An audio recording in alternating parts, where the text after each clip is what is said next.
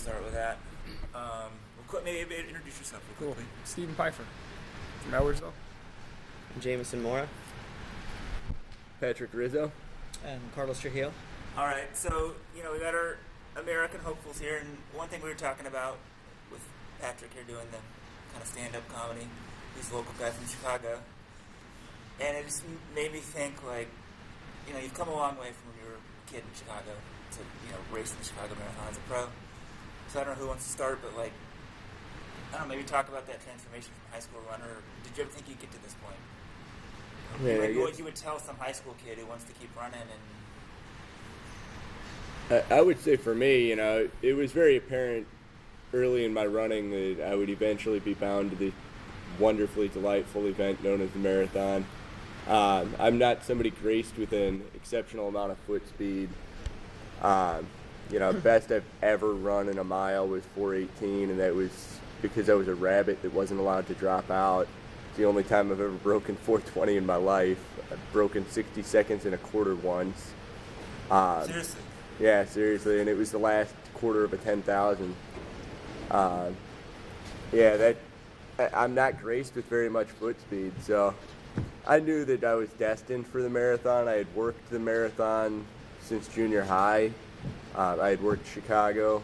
One of my first times I was ever here, I actually handed Khalid Kanuchi a cup of water in the race when he set the world record here. So that was my random factoid there.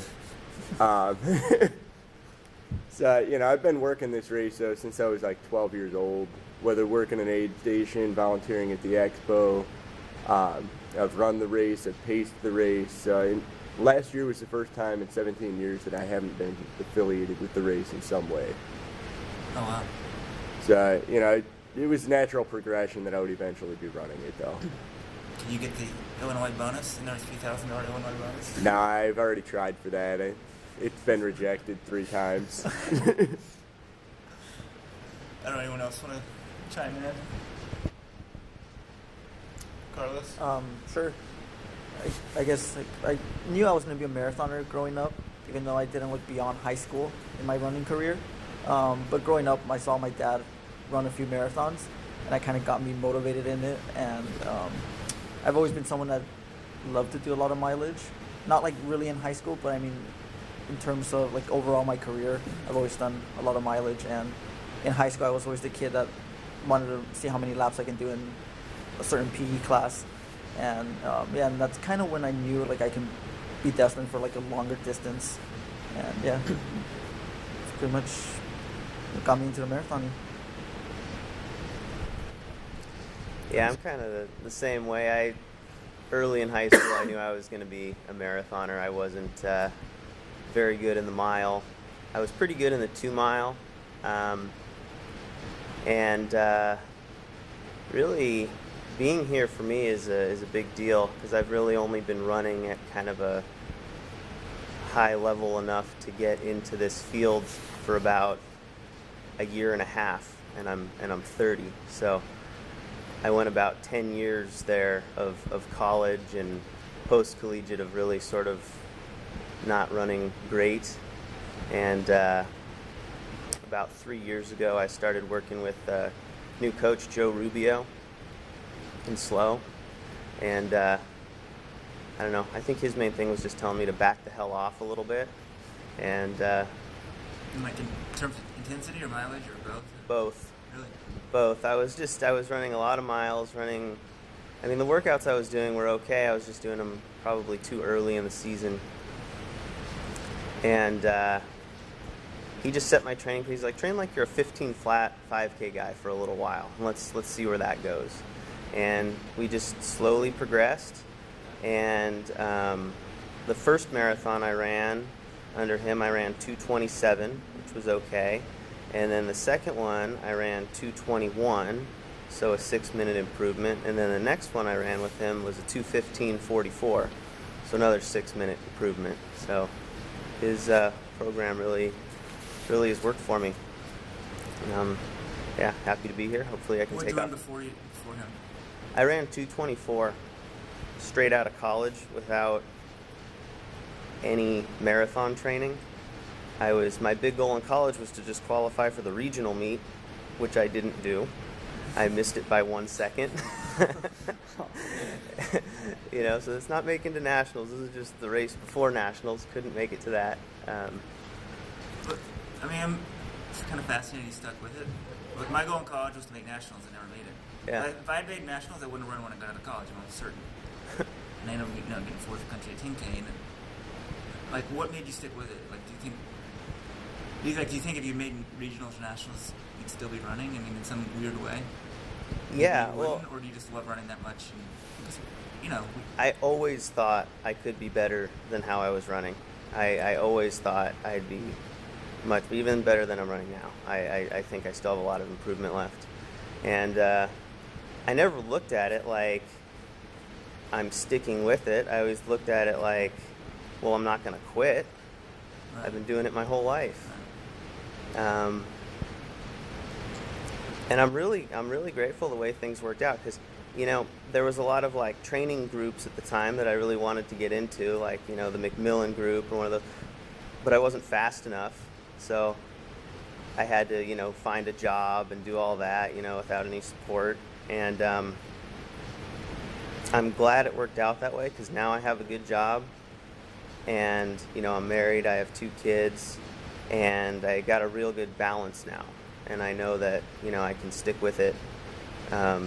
I don't have to worry about any sort of sponsorship getting cut or anything like that. Like, it's working out really well. Cool. So unlike these guys... If you say you want to be a marathoner, you're lying. No, yeah. I ran 4:20 in the mile as a freshman in high school, and so I wasn't really thinking about the marathon. I was dreaming of a sub-4 by my senior year, but I just always enjoyed just long, hard runs. It's one of the reasons why I went to CU. I don't want to run like an ultra marathon, but 2 hours, a little over 2 hours, has always been kind of fun to run long and hard like that. And I think now that I'm working with Jonesy, where the long run is important, I think he definitely coaches the marathon more to like a miler strengths. Like our longest tempo runs are like 25 minutes or 30 minutes.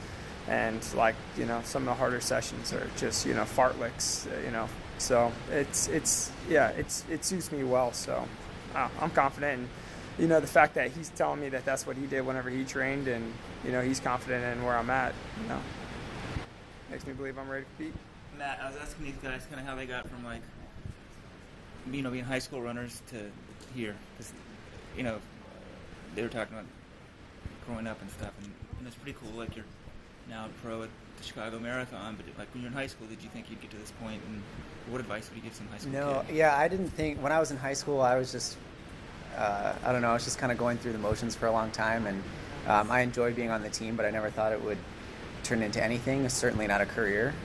It wasn't until probably my junior or senior year of college when I was starting to think, all right, maybe I could make this work long term, like, if I just keep pursuing this and keep working really hard over the years. Like, you see all these stories of people who just do it year after year after year, and eventually at some point have a breakthrough, and that's kind of where I started to think.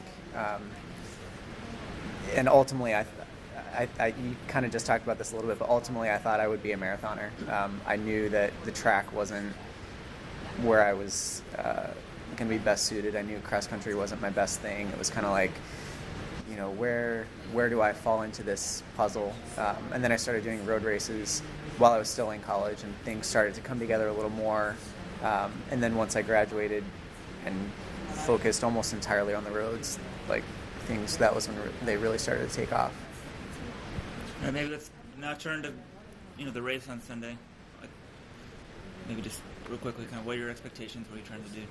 Yeah, for me, I'm looking around under 210, so I think I'm capable of doing that right now. I think the pace group I'm looking for is going to go through like 105.15 to 105.30, and then try and negative split a little bit in the second half. A couple of us. Crystal and Bobby. Is anyone else in that? That's all I know of so far, but I'm sure we'll have some more company. Hopefully, maybe some of the Japanese guys, or maybe someone else will jump in there. Hopefully we'll have a bigger group, but if not, hopefully Christo and I can work together really well in the second half. Is there one rabbit for that, or do you know? As far as I know, there's just one. I think Bobby's the only one. Yeah.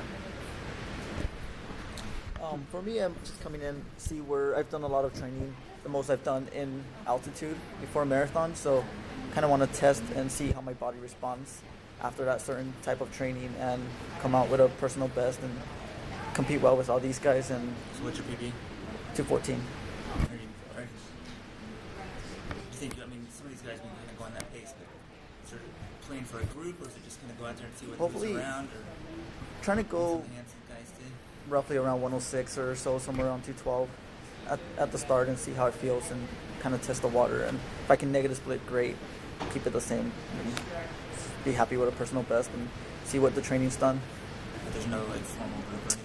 As of right now, I don't think there's a formal group. I think Clint Barron is going to be pacing at 106.30. I've talked to a couple of the Hanson's guys, and I think they're going to be looking to go right around there as well. The one thing I've learned in 13 previous marathons is anytime you count on a group, it's screwed up in some way. And anytime you just let things happen, they fall into place. So I'm not fretting about if there's a group or if we're flying two apiece. I think it just naturally will come together if it's going to come together. I'm looking to go out pretty slow and run a big negative split, so I'll probably allow the entire elite field to get a minute ahead at least, and then I will probably be passing a lot of them in the last 6 miles. So what's the goal time for you? Under 2:15. 120 the first half. Maybe a little faster than 120. Maybe more like 68. Come Have you had back. success doing that in the past? Yes, every single one of my PRs is with a big negative split. Really? Like how much of a negative split? Well, when I ran 2:15, I went out in about 68:30 and then came back in 67:15. So probably a similar split to that. Go out somewhere around 68, hopefully come back in about 67. You know, the world records are set that way, but pretty much besides that, almost nobody negative splits.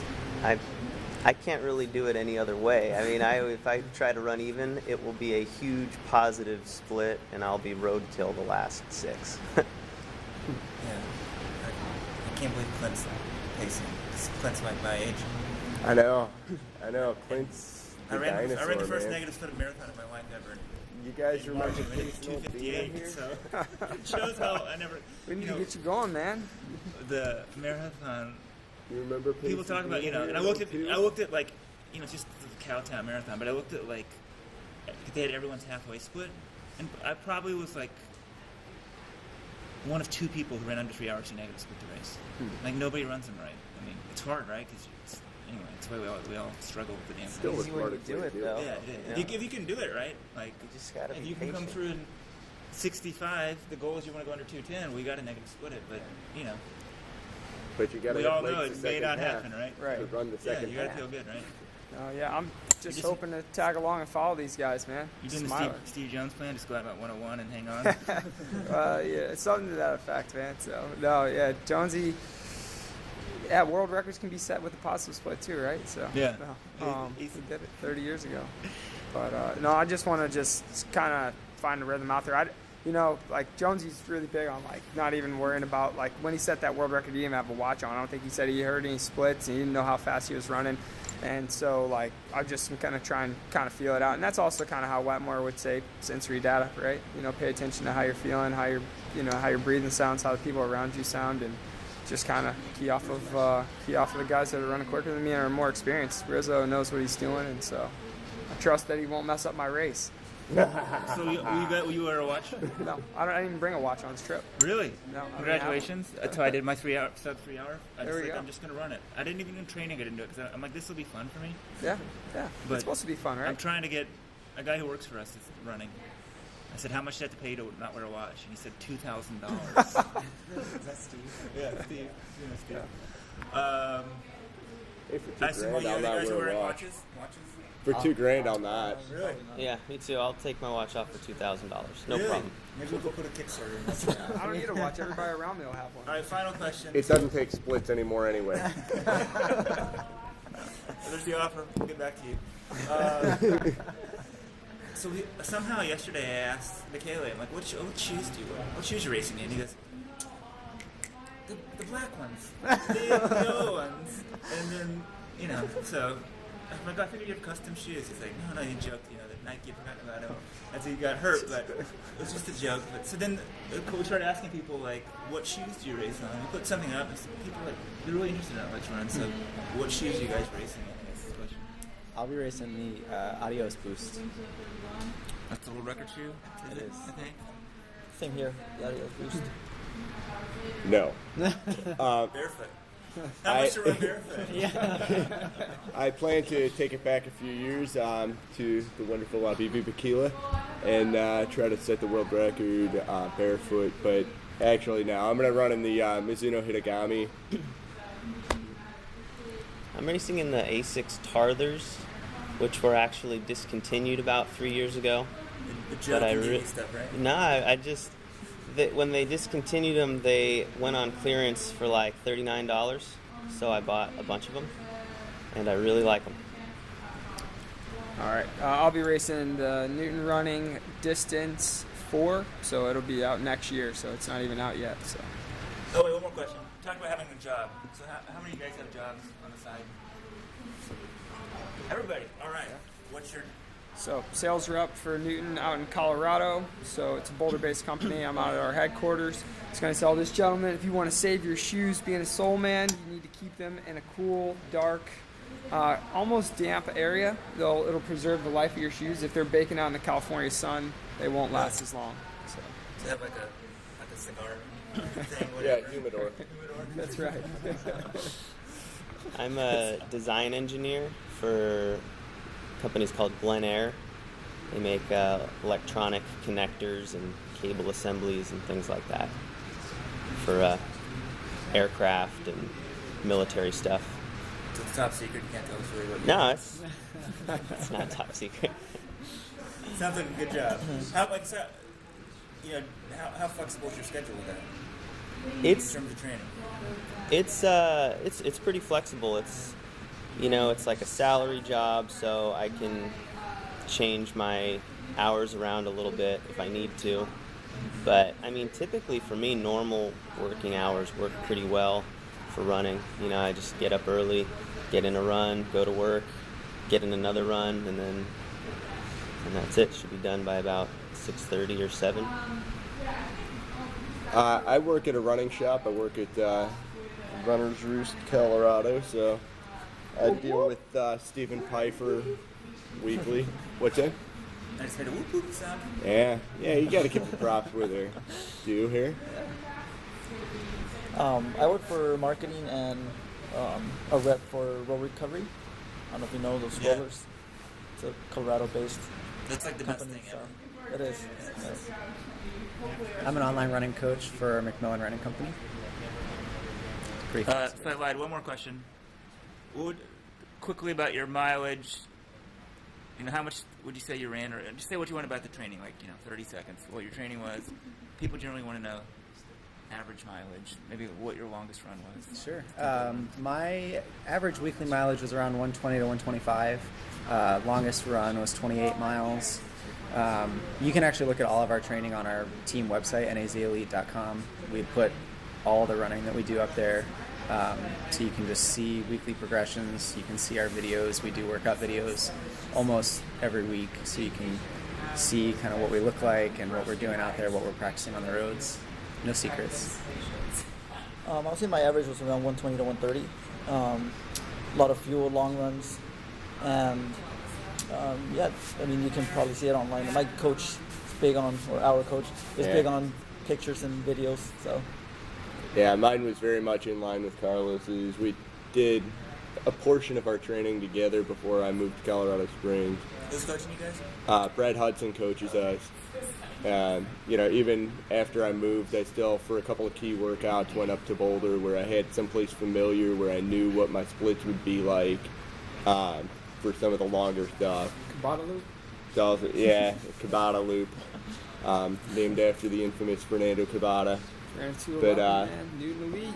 yeah, it's a pretty flat 3.5 mile loop that Carlos and I have done a few tempos on, and it's a lot flatter than anything you could find anywhere in Colorado Springs, which is a beautiful place to train, but it can be pretty hilly. I was getting in about 120 on average. Highest I hit was 130, and that was too much. I got sick immediately after. Longest long run was 24 miles. We did 2x4 miles a bunch of times with like a long warm-up. We also did a lot of intervals with a long warm-up.